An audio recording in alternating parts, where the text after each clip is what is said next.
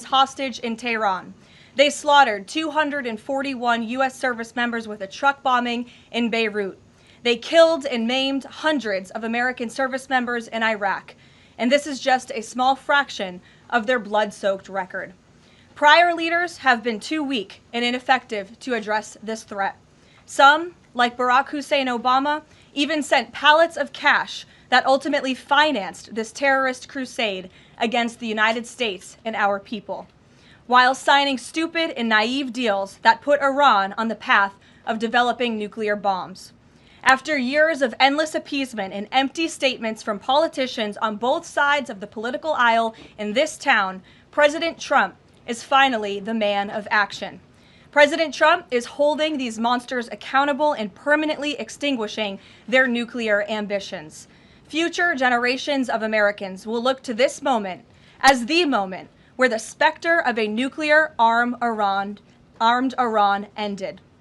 At the beginning of Operation Epic Fury, launched last weekend, President Trump laid out clear objectives to the American people on what the U.S. military seeks to accomplish through these major combat operations. Number one, destroy the regime's deadly ballistic missiles and completely raze their missile industry to the ground. Number two, annihilate the Iranian regime's navy. And so far, we have destroyed more than 20 Iranian ships, including their top submarine last night, using a torpedo for the first time since World War II. There is not a single Iranian ship underway in the Arabian Gulf, Strait of Hormuz, or the Gulf of Oman. Number three, Operation Epic Fury will ensure the regime's terrorist proxies in the region can no longer destabilize the region or the free world and attack our armed forces. And thus far, Iran's proxies are hardly putting up a fight. Number four, this mission will guarantee that Iran can never obtain a nuclear weapon. It's safe to say that thus far, Operation Epic Fury has been a resounding success.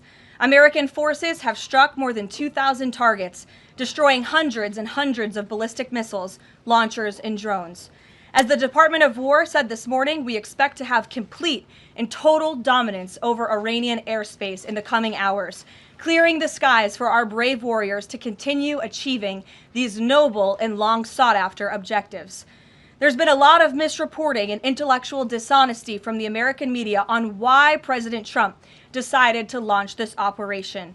So let me remind you, Operation Midnight Hammer, which took place last June, obliterated Iran's 3 major nuclear sites. Yet the terrorist Iranian regime has remained fully committed to rebuilding its nuclear program. How do we know this? Because Iran has pursued this path of war and violence despite President Trump dispatching 2 of his top and most trusted negotiators to engage in exhaustive and good faith negotiations to try and reach a deal.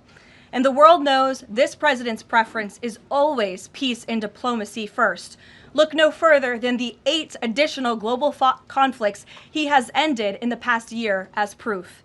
Unfortunately, the terrorist Iranian regime refused to negotiate in good faith.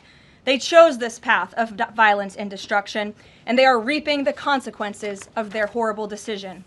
The regime did what they always have done. They lied, they delayed, they tried to string the United States of America along. They wanted to buy themselves time to continue building ballistic missiles and other deadly weaponry that could harm our U.S. personnel and troops in the region, and to continue aggressively pursuing their unacceptable nuclear ambitions. U.S. negotiators offered to lift crippling sanctions on Iran and even provide nuclear fuel to Iran at no cost to support a civil nuclear power program. They additionally had the opportunity to accept U.S. support as an investor in potential projects to develop peaceful nuclear energy together under a mutually agreed upon framework. Yet in response, Iran would have to forfeit their enrichment capacity once and for all. But Iran rejected. They accepted none of these generous and unprecedented offers by the United States. Simply put, they refused to say yes to peace. And their refusal made clear that their number one priority was building a nuclear weapon with which to threaten the United States of America. Again, the country they have been chanting death to for nearly 5 decades. Let me state this again clearly. Iran rejected the path of peace because the terrorists in charge of this regime wanted to build nuclear weapons to use against Americans and our allies. President Trump made the determination, a courageous determination and decision, that the path the United States was on with Iran had only one outcome: massive death and destruction at the hands of a nuclear-armed terroristic regime. That path of death and destruction and threats against the American people have ended with Operation Epic Fury. Operation Epic Fury has forged a new path that will better ensure the security of the United States and our people. The terrorists made a bet that President Trump would be like many of his predecessors, that he would just talk and he would refuse to enforce his clear red lines.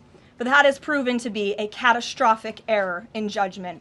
When President Trump makes a threat, and I have reiterated that threat many times from this podium,